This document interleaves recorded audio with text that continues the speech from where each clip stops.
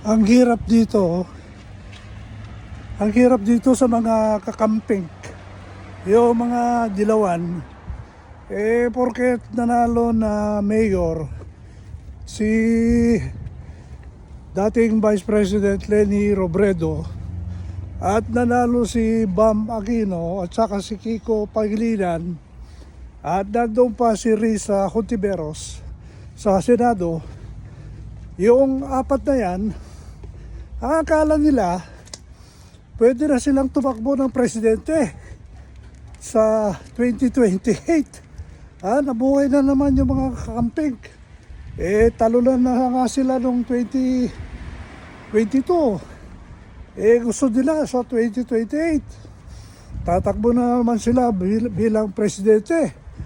Alam nyo, kalukuhan na naman itong ginagawa ngayon dahil nanalo lang si Leni Robredo na mayor at saka may dalawang kakamping na nanalong senador.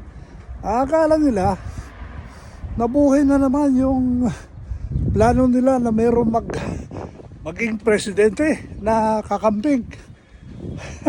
Sa tingin ko hindi mangyayari yan. Malayo pa ang 2028. Pinag-iisipan na rin nila kung sino ang itatakbo nilang kandidato. Pati si Vico Soto sinasali nila na tatakbo. Ay nako, sige, managinip kayo.